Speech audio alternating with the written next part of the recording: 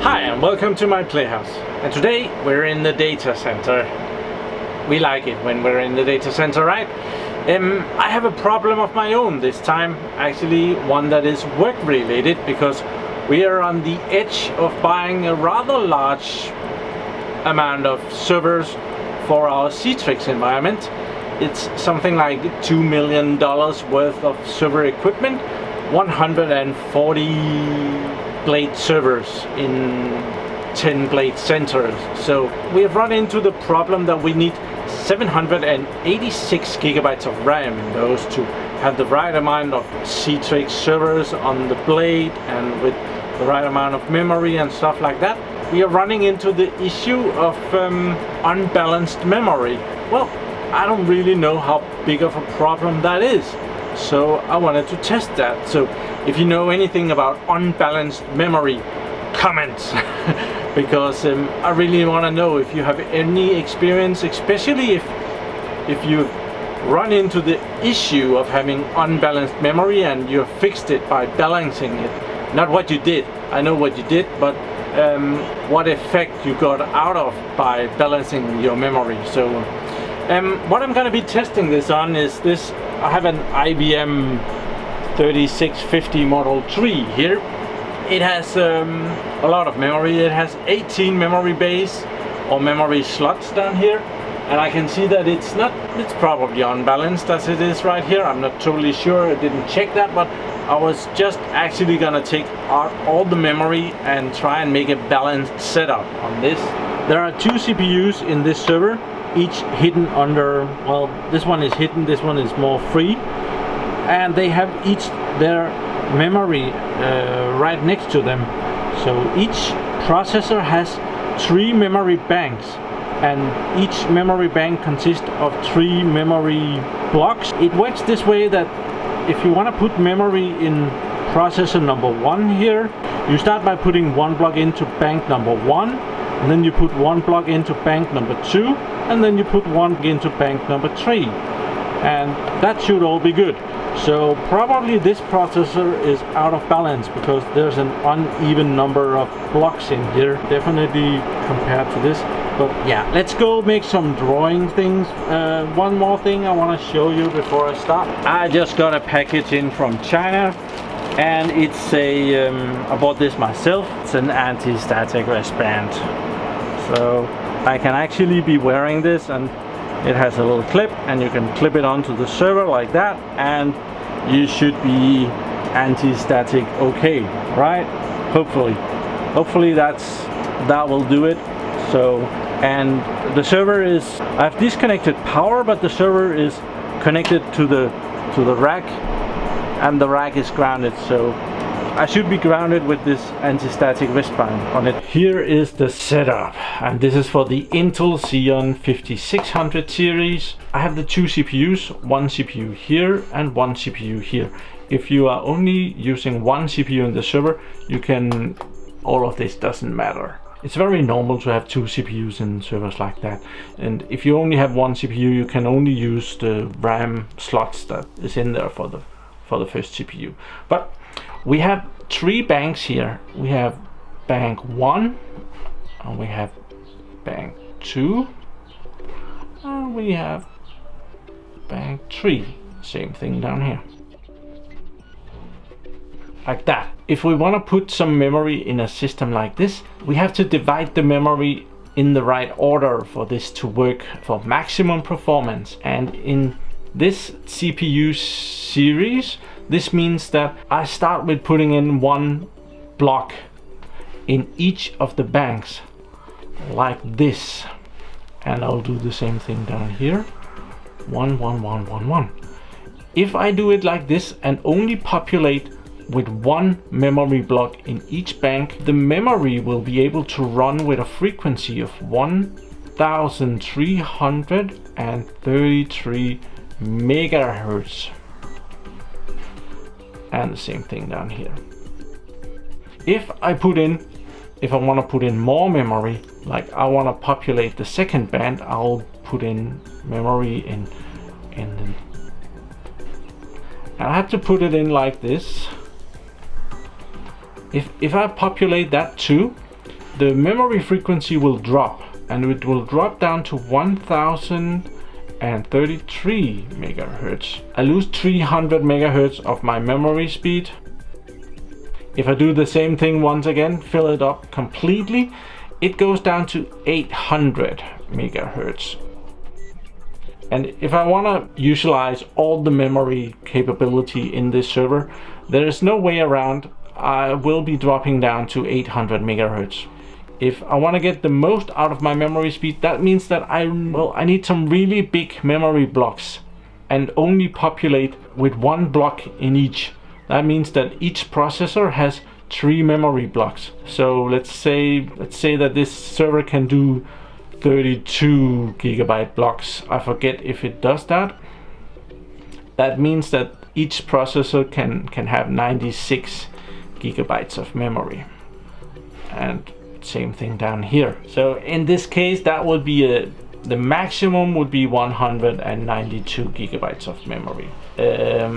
Not really important, but well, for max performance you would do that. If you can go down a little bit in performance, you can put in the second block and live with the 1033 megahertz per block, and you can put in twice as many memory. But you can make this setup unbalanced. How do you do that? Well, it's not hard at all.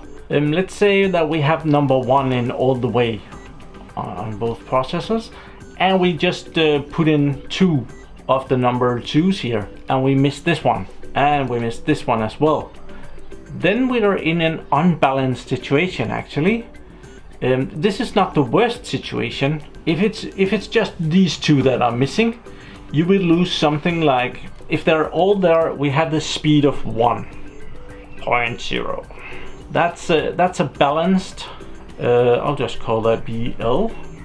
And if we are missing these 2, we get into an unbalanced, and we get 0.87 if we are missing those 2. If we are missing those 4, that means that all the 1s are there, but there is just one number 2 in each of them. We go down to an unbalanced, but only with 0.76. So we lose about, what is that anyway? It's 26% of the speed here, and up here it's 13% of the memory speed. And I would like to measure that, because how much influence does that have? It's not really bad on this system. It's not the worst thing ever. This has a very big influence on that too, I guess. Like, this frequency might have more to do, because let's say that this one, the max speed is, let's call that 1.0, right? So the next best thing down here would be 0.775, something like that. And this one would be 0.6 for that speed.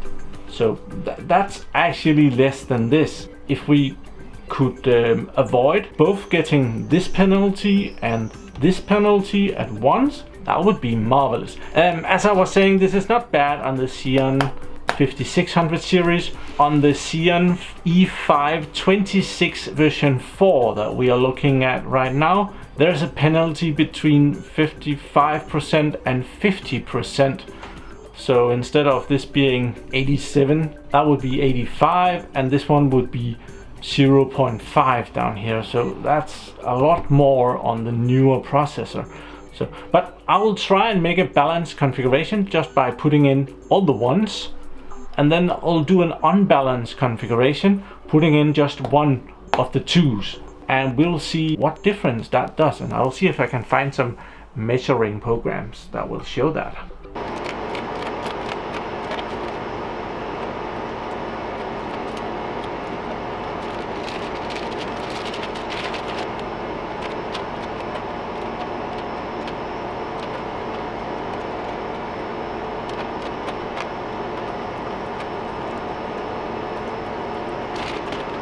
Well, I just realized that I can't just fill up bank number 1 and then put in one more in bank number 2.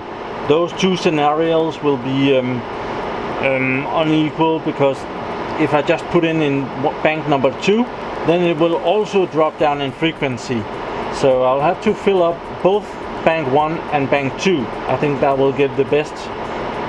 So I'll be working at around 1033 megahertz on the RAM, and then I'll take out 2 of the RAM blocks in bank number 2, and that will make it uneven and unbalanced.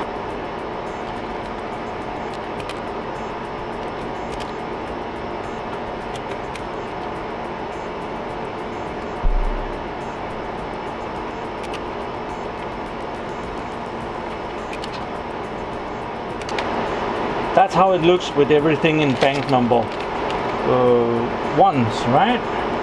Yeah, that looks good. So let's put in bank number 2.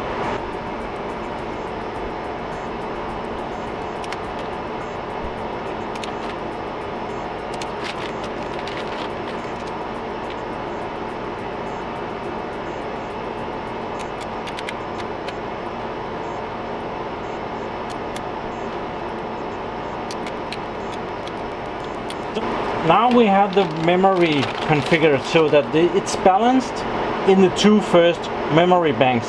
Only memory bank number 3 is, or what do you call that? No, it's balanced in the 3 memory banks, but there is 2 blocks in each of the banks. So the memory frequency has dropped down to 1033 gigahertz. So we're gonna try that. Start out with this. As closest to what we're gonna be testing or buying at work. So I'm gonna be putting a USB stick inside it, and I'm gonna install ESXi 6.0 on that. Hopefully, if I can get that up and running, that is. So now the server is booting on this USB stick, and it's gonna be saving the ESXi to the USB stick inside. And there is a lot of hard drives in this, but I don't want to be relying on those. Here we can see that this is the IBM X3650 Model 3. It has that product number, and we have 2 Xeon X5650s, and those are 2.67 gigahertz each, and we have a total of 96 gigabytes of memory. That sounds about right. That's 48 gigabytes for each processor, right? Isn't that 6 times 8? Probably okay. Here we are. VMware ESXi has found the 2 drives that I've been experimenting with in an earlier video sometime, and it found the drive that I'm booting on. It's this 496 megabyte drive, and the bottom one is the one that I put on inside. So that's the one we're gonna select and install on. Press enter to continue. Yes, please. It installed VMware ESXi 6.00 without a glitch. So let's go into the computer and see what I've done in there. Here is the new virtual host out there. We have it here, we have the memory here.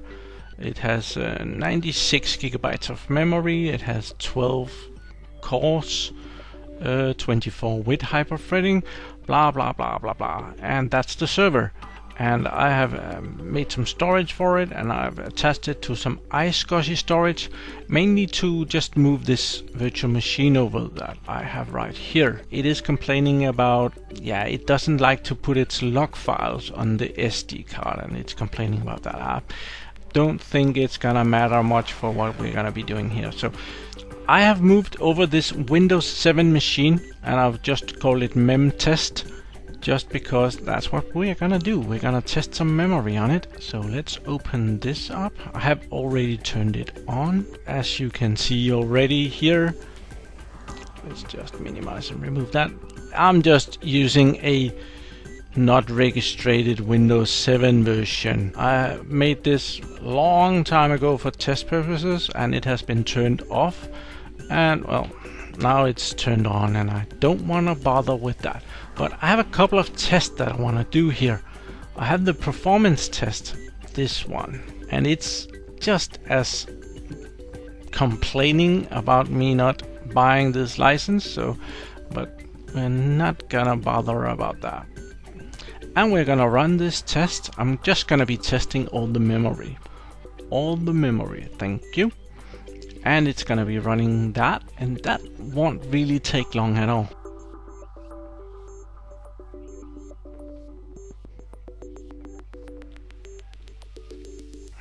There we are. And I think I'll just write it. What can I do here? Can I export? Export result as image. Let's do that. This feature is not available in the trial version. Export as a text document. This feature is not available. You know what?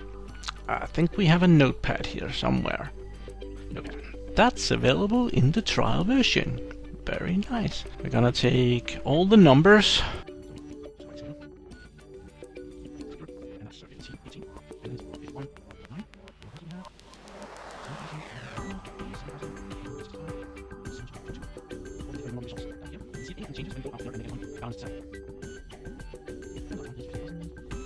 $852. Cool. I'm just gonna save this. Yes. I want to do one more thing. I have opened Movie Maker on this virtual machine. That's actually what this virtual machine was for rendering out my projects. And I have the first film of the year here. That was the introduction, my yearly introduction of my PlayHouse, and I want to try to render that out. And we'll just do that. And I have my presets here, and we're just gonna render that out, and we're just gonna time it and see how long that takes. You can see it working over here. Here comes the title, and it's only using the CPU right now, and of course the memory. So this is gonna take quite a while, probably close to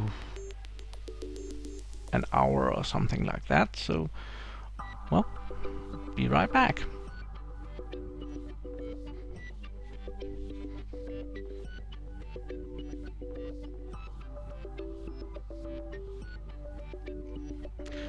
So I'm about to wave goodbye here, and well, only the ending is left.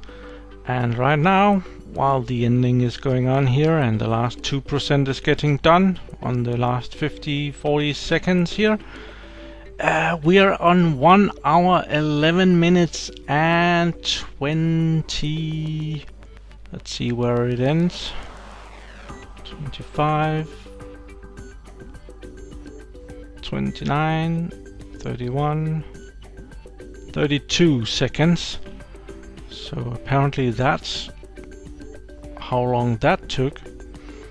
So I think I'll put that in my little sheet here. Very important.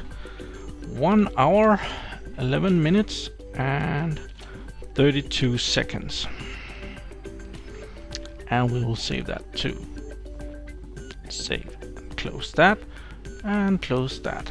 Okay, and now I think I will go out into the data center and make this server unbalanced. I will shut it down first though. First I will shut down this one. Shut down there. Okay, server has shut off. And I have removed the cables on the back, so should be able to pull it out. Otherwise it's gonna be complaining about something.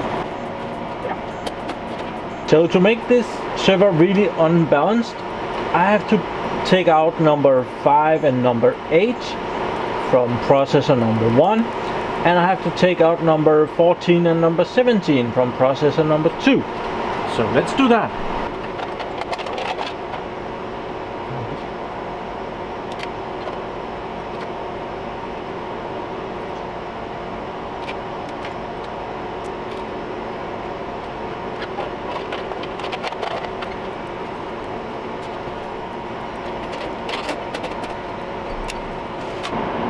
The server is back up again, and now it has 64 gigabytes of RAM installed. And I think I forgot to mention it, but the virtual machine that we were just testing on, that has 16 gigabytes of memory, so it's not gonna hit that at any point. So back into the testing. Let's see what we have here. We have the server up here, and now it has 65 or 64 gigabytes of memory. We have the same virtual machine powered on here, and as said, it has 16 gigabytes of memory, so that should be fine. And I have powered it on, and well, a lot of stupid pop-ups. So let's test the memory again, all of it.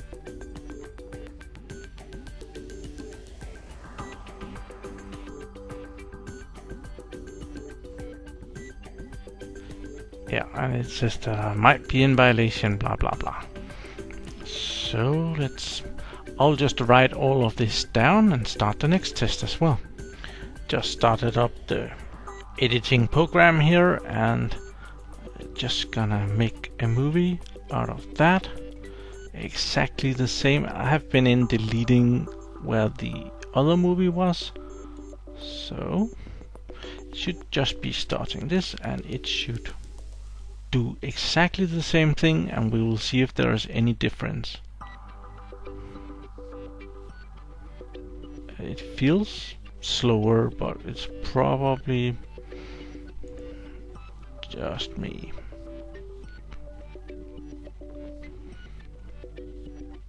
Okay, this looks pretty good actually. Well, in the way that I'm waving goodbye now. And the time for this render is 1 hour 20 minutes already, and well, there's still the outro. It clearly shows that I have lost something in not having balanced memory. So this is, it's, let's see, 1 hour 21:14. Okay, let's type that down. 1 hour 21:14, right? So let's see the numbers here. We have different numbers. I can't really remember what is supposed to be high and what's supposed to be low. So just a second. Here are the test results. We can see that the overall score of this computer is now considerably less.